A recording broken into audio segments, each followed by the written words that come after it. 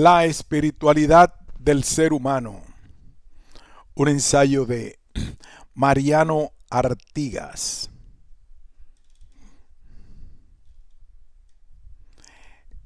El hombre es un ser de la naturaleza, pero al mismo tiempo la trasciende. Comparte con los demás seres naturales todo lo que se refiere a su ser material, pero se distingue de ellos porque posee unas dimensiones espirituales que le hacen ser una persona. De acuerdo con la experiencia, la doctrina cristiana afirma que en el hombre existe una dualidad de dimensiones, las materiales y las espirituales, en una unidad de ser, porque la persona humana es un único ser compuesto de cuerpo y alma. Además, afirma que el alma espiritual no muere y que está destinada a unirse de nuevo con el cuerpo al fin de los tiempos. Esta doctrina se encuentra en la base de toda la vida cristiana, que quedaría completamente desfigurada si se negara la espiritualidad humana, la cumbre de la creación material. A veces se dice que no puede establecerse un orden entre los seres naturales, como si unos fuesen más perfectos que otros, y se añade que en el fondo la clasificación de este tipo incurriría en el defecto de ser antropocéntrica, porque pretendería colocar al hombre de manera egoísta en el primer lugar de la naturaleza, justificando un uso indiscriminado de los demás seres. Sin embargo, prescindiendo de detalles que solo interesan a las ciencias y sin intentar justificar cualquier uso de la naturaleza, es evidente que la Iglesia describe una realidad cuando afirma que entre las criaturas existe una jerarquía que culmina en el hombre. La jerarquía de las criaturas está expresada por el orden de 6 días, que va de lo menos perfecto a lo más perfecto. Dios ama a todas sus criaturas, cuida de cada una, incluso de los pajarillos. Pero Jesús dice: vosotros valéis más que muchos pajarillos. O también, cuanto más vale un hombre que una oveja. La Iglesia enseña que la creación material llega a su punto culminante en el hombre. El hombre es la cumbre de la obra de la creación. El relato inspirado lo expresa distinguiendo netamente la creación del hombre y de las otras criaturas. La creación material encuentra su sentido en el hombre, única criatura natural que es capaz de conocer y amar a Dios y de este modo conseguir ser feliz. El mundo material hace posible la vida humana y sirve de cauce para su desarrollo. Por eso la Iglesia afirma que Dios creó todo para el hombre. Concilio Vaticano II. Constantino Gaudium Spes. Pero el hombre fue creado para servir y amar a Dios y para ofrecerle toda la creación. El hombre se encuentra por encima del resto de la naturaleza y puede dominarla, aunque debe ejercer ese dominio de acuerdo con los planes de Dios. El Papa Juan Pablo II afirma: es algo manifiesto para todos, sin distinción de ideologías, sobre la concepción de mundo que el hombre, aunque pertenece al mundo visible, a la naturaleza, se diferencia de algún modo de esa misma naturaleza. En efecto, el mundo visible existe para él y el hombre ejerce el dominio sobre el mundo aun cuando está condicionado de varios modos por la naturaleza. Domina gracias a lo que él es, a sus capacidades y facultades de orden espiritual, lo que diferencian del mundo natural. Son precisamente estas facultades las que constituyen al hombre sobre este punto. El libro del Génesis es extraordinariamente preciso, definiendo al hombre como imagen de Dios. Pone en evidencia aquello por lo que el hombre es hombre, aquello por lo que es un ser distinto de todas las demás criaturas del mundo visible. Imagen de Dios.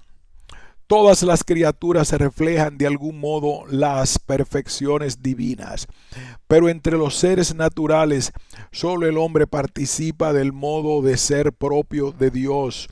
Es un ser personal, inteligente y libre, capaz de amar. La Sagrada Escritura, al narrar la creación, lo pone de relieve diciendo que el hombre está hecho a imagen y semejanza de Dios. Dios creó al hombre a su imagen y a imagen de Dios lo creó, hombre y mujer los creó. Génesis 1:27. El hombre ocupa un lugar único en la creación, está hecho a imagen de Dios. La imagen de Dios se da en el hombre independientemente del sexo, tal como se advierte en el relato inspirado donde se dice que la persona humana fue creada por Dios como hombre y como mujer. Que el hombre es imagen de Dios significa ante todo que es capaz de relacionarse con él, que puede conocerle y amarle, que es amado por Dios y como persona. De todas las criaturas visibles, solo el hombre es capaz de conocer y amar a su Creador. Concilio Vaticano II. Constituyente Gaudium et Spes. Es la única criatura en la tierra a la que Dios ha amado por sí misma. Solo Él está llamado a participar por el conocimiento y el amor en la vida de Dios. Para este fin ha sido creado y esta es la razón fundamental de su dignidad. Cuando se buscan los factores que distinguen al hombre de los demás seres naturales, este es el fundamental. El hombre es capaz de relacionarse con Dios. Sin duda existen otras diferencias importantes, pero ninguna es tan profunda como esta. El hombre es persona, no es simplemente una cosa. La persona tiene una dignidad única. Nadie puede sustituirla en lo que es capaz de hacer como persona, y solo entre personas puede darse la amistad y el amor. Por haber sido hecho a imagen de Dios, el ser humano tiene la dignidad de persona. No es solamente algo, sino alguien. Es capaz de conocerse, de poseerse y de darse libremente y entrar en comunión con otras personas, y es llamado por la gracia a una alianza con su Creador, a ofrecerle una respuesta de fe y de amor que ningún otro se puede dar en su lugar. No tendría sentido utilizar la ciencia natural para negar en nombre del progreso científico la diferencia esencial que existe entre el hombre y los demás seres de la naturaleza, alegando, por ejemplo, que el hombre tiene una constitución material semejante a otros seres y que las diferencias se deberían únicamente a la organización de los componentes materiales. Por el contrario, la ciencia natural proporciona una de las pruebas más convincentes acerca de las peculiaridades del hombre. En efecto, pone de manifiesto que el hombre, a diferencia de otros seres, posee unas capacidades creativas y argumentativas que resultan indispensables para plantear los problemas científicos, buscar soluciones y poner a prueba su validez. El gran progreso científico y técnico de la época moderna ilustra las capacidades únicas de la persona humana y no tendría sentido utilizarlo para negar lo que en último término hace posible la existencia de la ciencia.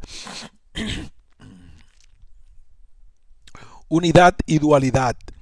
Cuando intentamos comprender nuestro ser, tropezamos con la realidad innegable que somos un solo ser, pero poseemos dimensiones diferentes. El hombre es una unidad, es alguien que es uno consigo mismo, pero en esta unidad se contiene una dualidad. La Sagrada Escritura presenta tanto la unidad, la persona, como la dualidad, el alma y el cuerpo. La dualidad es real, no responde a una mentalidad dualista ya superada, de la cual se podría prescindir en la actualidad. Sin duda, la realidad se puede conceptualizar desde diferentes perspectivas y puede suceder que unas fórmulas representen mejor que otras algunos aspectos, pero nuestro ser posee a la vez dimensiones materiales y espirituales, y esta realidad no depende de las ideas de una época. En ocasiones se afirma que el dualismo sería ajeno a la perspectiva de la Sagrada Escritura, que subraya la unidad de la persona humana. No puede olvidarse, sin embargo, que la misma Sagrada Escritura contiene claras afirmaciones acerca de la dualidad constitutiva del hombre. El Papa Juan Pablo II comenta al respecto. Frecuentemente se subraya que la tradición bíblica pone de relieve sobre todo la unidad personal del hombre. La observación es exacta, pero esto no impide que en la tradición bíblica también esté presente a veces de modo muy claro la dualidad del hombre.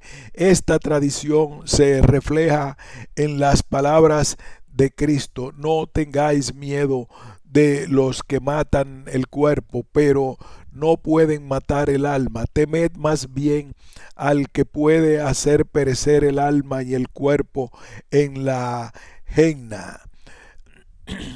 Más fuentes bíblicas autorizan a ver al hombre como unidad personal y a la vez como dualidad del alma y cuerpo.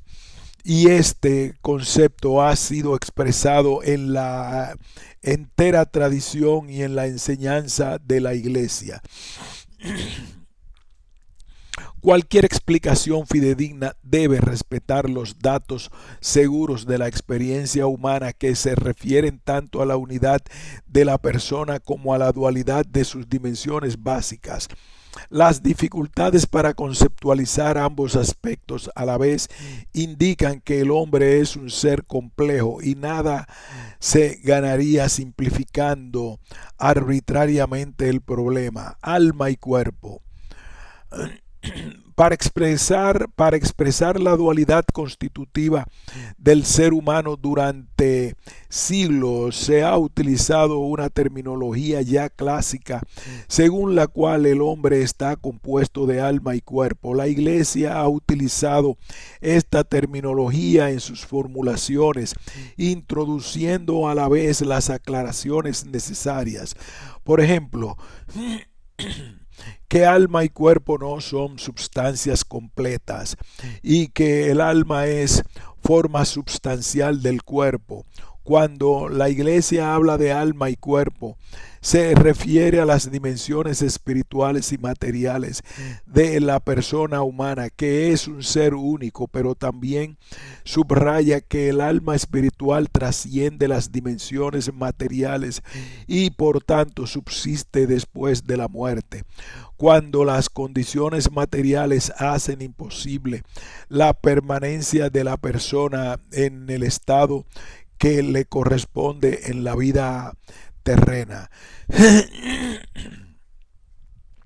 Frente a los dualismos exagerados que minusvaloran la dignidad de lo material, la Iglesia siempre ha enseñado que el cuerpo del hombre participa de la dignidad de la imagen de Dios. Es cuerpo humano precisamente porque está animado por el alma espiritual y es toda persona humana la que está destinada a ser en el cuerpo de Cristo el templo del Espíritu.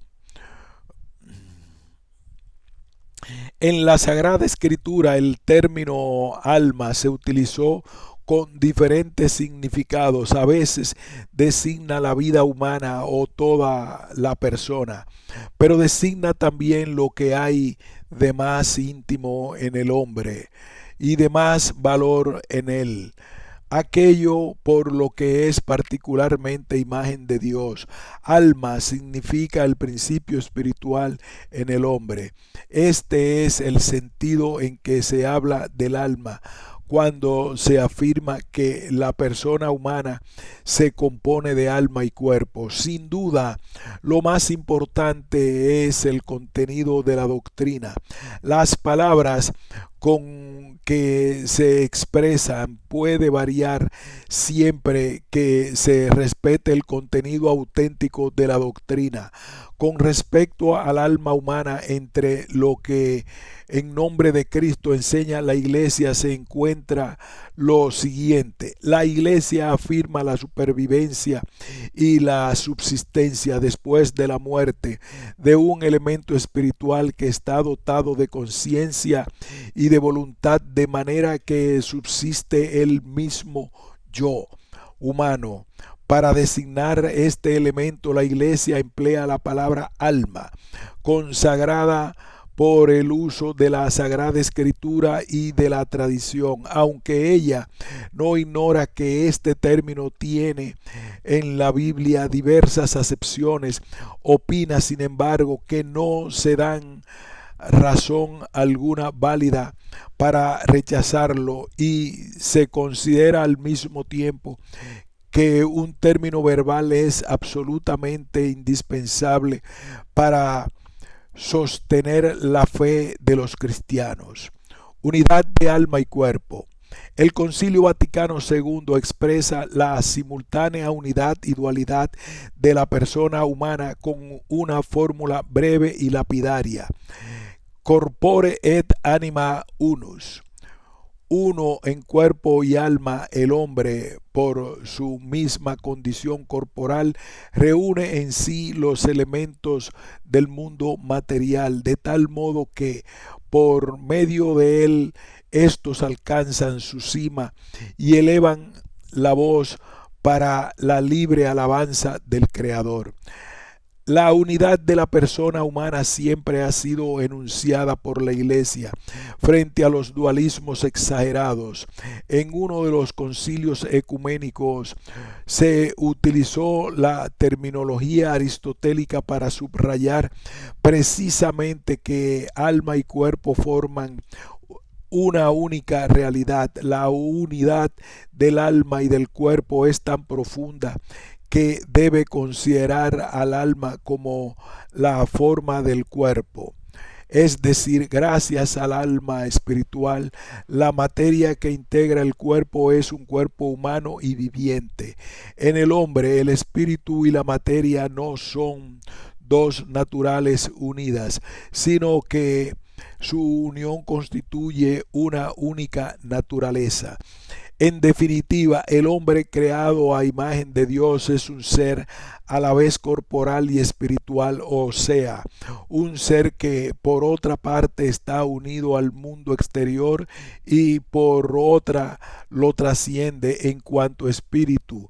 Además de cuerpo, es persona. Esta verdad sobre el hombre es objeto de nuestra fe, como también lo es la verdad bíblica sobre su constitución a imagen y semejanza de Dios, y es una verdad constantemente presentada a lo largo de los siglos por el magisterio de la Iglesia.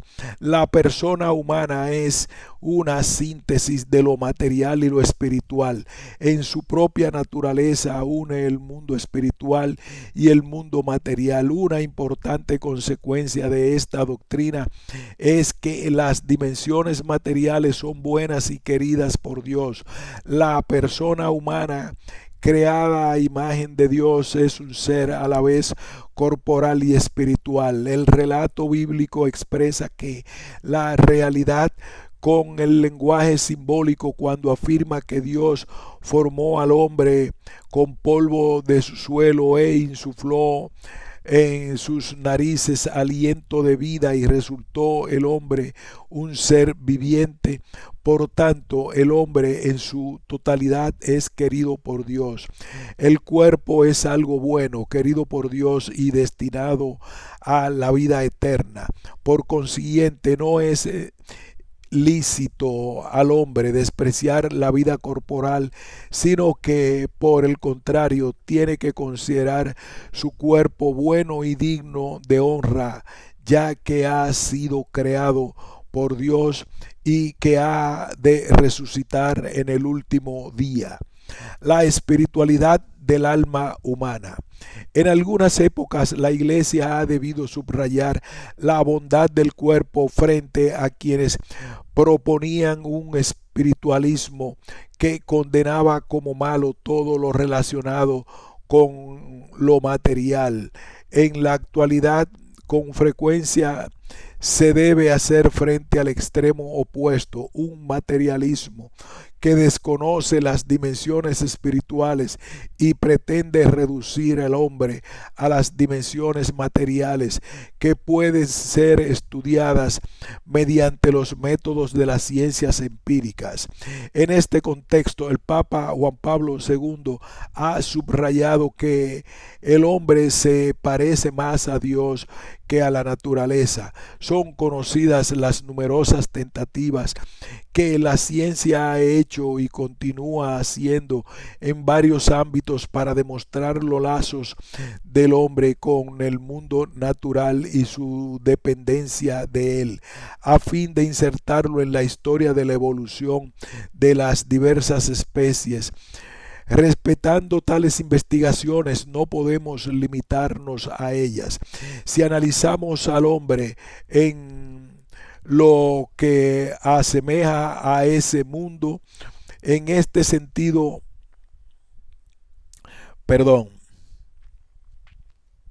respetando tales investigaciones, no podemos limitarnos a ellas. Si analizamos al hombre en lo más profundo de su ser, vemos que se diferencia del mundo de la naturaleza más de cuanto se asemeja a ese mundo. En este sentido proceden también la antropología y la filosofía cuando intentan analizar y comprender la inteligencia, la libertad, la conciencia y la espiritualidad del hombre. El libro de Génesis parece salir al encuentro de todas estas experiencias de la ciencia y, hablando del hombre como imagen de Dios, permite comprender que la respuesta al misterio de su humanidad no se encuentra en el camino de la semejanza con el mundo de la naturaleza. El hombre se parece más a Dios que a la naturaleza. En este sentido, dice el Salmo 82, 6, sois dioses, palabras que más tarde citará Jesús. El Concilio Vaticano II se enseña: No se equivoca el hombre al afirmar su superioridad sobre el universo material y al considerarse algo más que una simple partícula de la naturaleza. En el efecto, por su interioridad es superior al universo entero. Citando este pasaje, del concilio, Juan Pablo II comenta: he aquí cómo la misma verdad sobre la unidad y la dualidad, la complejidad de la naturaleza humana puede ser expresada en un lenguaje más próximo a la mentalidad contemporánea. La espiritualidad humana se encuentra ampliamente testimoniada por muchos e importantes aspectos de nuestra experiencia a través de capacidades humanas que trascienden el nivel de la naturaleza material. En el nivel de la inteligencia, las capacidades de abstraer, de razonar, de argumentar, de reconocer la verdad y de enunciarla en un lenguaje. En el nivel de la voluntad, las capacidades de querer, de autodeterminarse libremente, de actuar en vistas a un fin conocido intelectualmente. En ambos niveles, la capacidad de autorreflexión, de modo que podemos conocer nuestros propios conocimientos, conocer que conocemos y querer nuestros propios actos de querer. Como consecuencia de estas capacidades, nuestro conocimiento se encuentra abierto hacia la totalidad sin límite, aunque los conocimientos particulares sean siempre limitados. Nuestro querer tiende hacia el bien absoluto y no se conforma con ningún bien limitado, y podemos descubrir el sentido de nuestra vida e incluso darle libremente un sentido proyectando el futuro. En nuestra época el materialismo se presenta frecuentemente con un ropaje científico. Suele argumentar que todo lo humano se relaciona con lo material y que el hombre es tan material como los demás seres naturales. Con sus características especiales se explicarían mediante la peculiar organización de los componentes materiales. Añade que la ciencia ya ha explicado muchos aspectos de la persona humana y promete que en el futuro cada vez explicará mejor los restantes. Sin embargo, el materialismo es un reduccionismo ilegítimo. Intenta explicar toda la realidad recurriendo solo a los componentes materiales y a su funcionamiento, renunciando a cualquier pregunta de otro tipo. Este reduccionismo carece de base e incluso va contra el rigor científico, porque no distingue los diferentes niveles de la realidad y las diferentes perspectivas que deben adoptarse para conocerlos. En otras ocasiones, las críticas de la espiritualidad humana se basan en la posibilidad de construir máquinas que igualen e incluso superen las capacidades humanas. Sin duda, las máquinas nos pueden igualar o superar en muchos aspectos, pero carecen de la interioridad característica de la persona y de las capacidades relacionadas con esa interioridad: capacidad intelectual y argumentativa, conciencia personal y moral, capacidad de amar y ser amado. Por ejemplo, los intentos de equiparar las máquinas con las personas suelen incurrir en una falacia básica.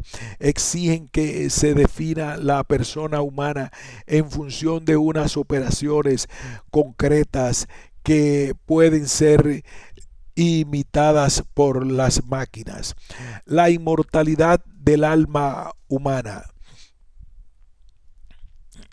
La Iglesia afirma, junto con la espiritualidad del alma humana, su inmortalidad. Cuando el hombre muere, el alma espiritual continúa su existencia. La inmortalidad del alma humana ha sido afirmada en diferentes ocasiones por el magisterio de la Iglesia, y el Concilio Vaticano II enseña, al afirmar tanto en sí mismo la espiritualidad y la inmortalidad, el alma no es el hombre juguete de un espejismo ilusorio provocado solamente por las condiciones físicas y sociales exteriores, sino que toca, por el contrario, la verdad más profunda de la realidad. Sin duda es imposible imaginar el estado del alma humana separada del cuerpo, porque nuestra imaginación necesita datos sensibles que en ese caso no poseemos, pero el mismo motivo tampoco podemos imaginar a Dios, y esto no afecta en absoluto a su realidad. Tenemos la capacidad de conocer las realidades espirituales, remontándonos por encima de las condiciones materiales. Aunque la fe cristiana da especial certeza a esta afirmación, podemos conocer la inmortalidad del alma a través de nuestra razón. Por una parte, porque si el alma es espiritual, trasciende las condiciones naturales y seguirá existiendo incluso cuando estas condiciones hagan imposible la vida humana en su estadio terrestre. Por otra parte, porque en esta vida la trayectoria moral de las personas no siempre encuentra la recompensa adecuada. Además, porque no es lógico que Dios ponga en el hombre unas ansias de felicidad e infinitud que luego no se puedan satisfacer, y todo ello cobra especial fuerza cuando se advierte que el alma humana debe ser creada por Dios y que por consiguiente solo podría dejar de existir si Dios la aniquilase, lo cual parece incoherente con el plan divino. El alma humana creada directamente por Dios. La Iglesia afirma también que el alma humana es creada inmediatamente por Dios.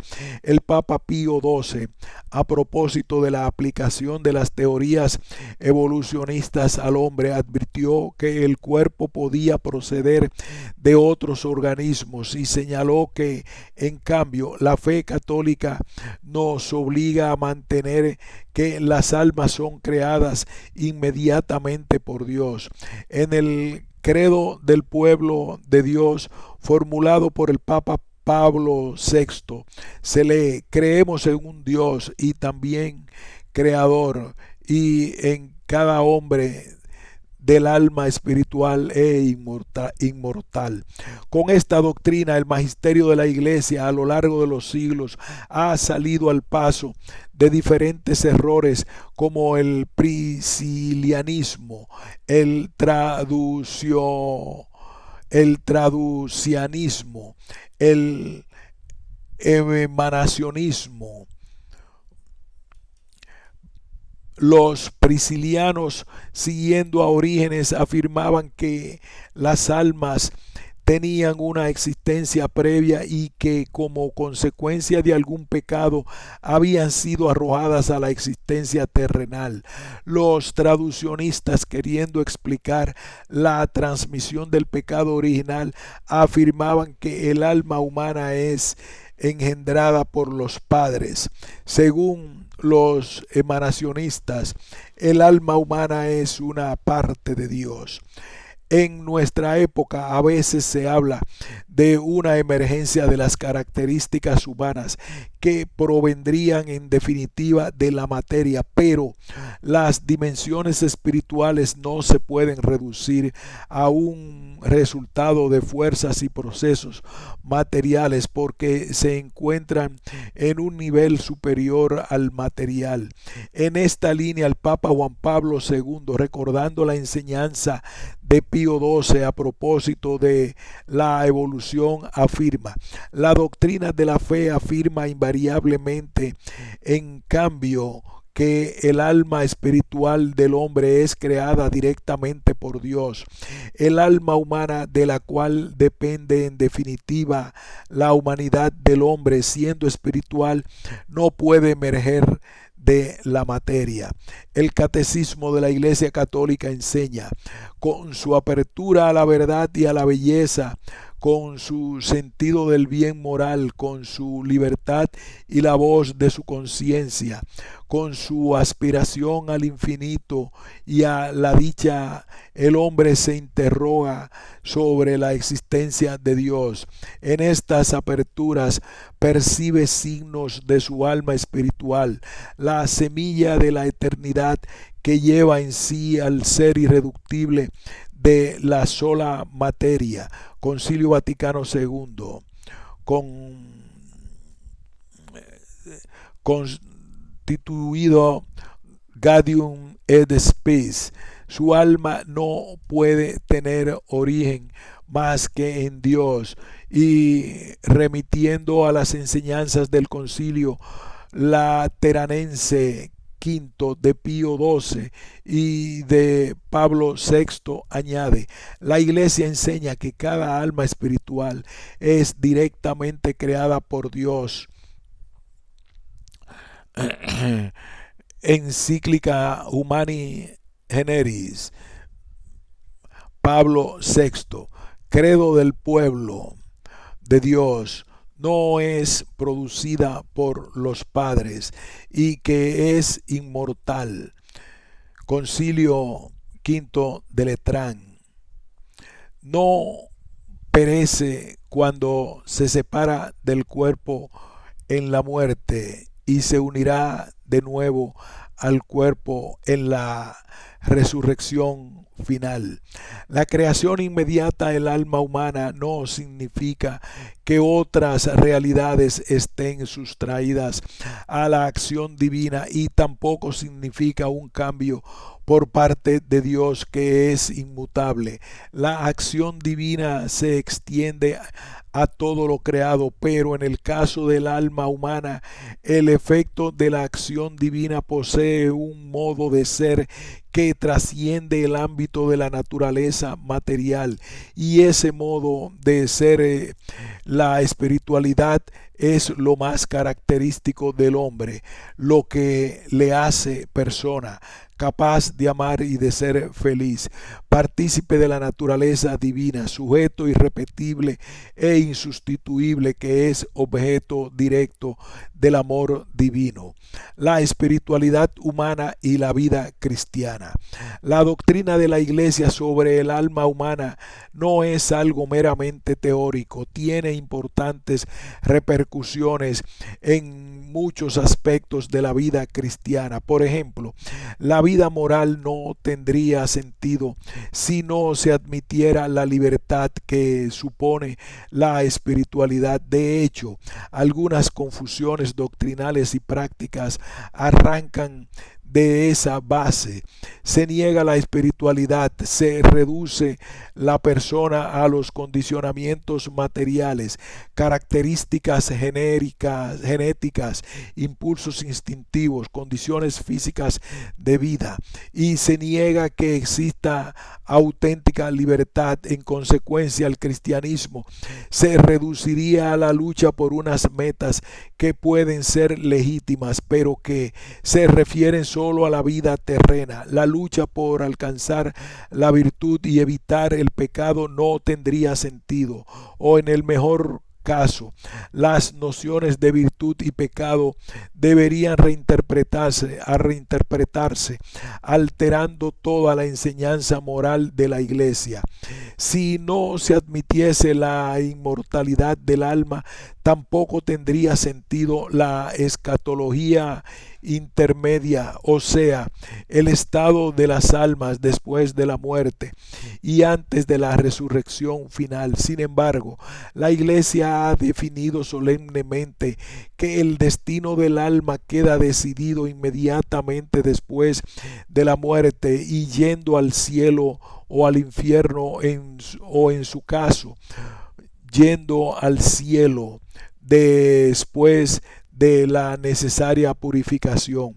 Tampoco tendrían sentido las oraciones de la liturgia de la iglesia que se refieren a esa escatología intermedia, ni la intercesión de los santos, ni por tanto las beatificaciones y canonizaciones. Si se alteran la doctrina sobre el alma, también se alteraría la doctrina sobre Jesucristo, que tomó cuerpo y alma, bajó a los infiernos después de la muerte, resucitó al tercer día y está realmente presente en la Sagrada Eucaristía. También con su alma humana. El materialismo teórico y práctico es una de las principales fuentes de confusión en nuestra época. Por este motivo, tiene una especial importancia profundizar en la doctrina de la Iglesia sobre la espiritualidad humana. Notas propias del catecismo y de los concilios y demás enseñanzas de la Iglesia. Fin de este ensayo. Universidad de Navarra, Grupo Ciencia, Razón y Fe.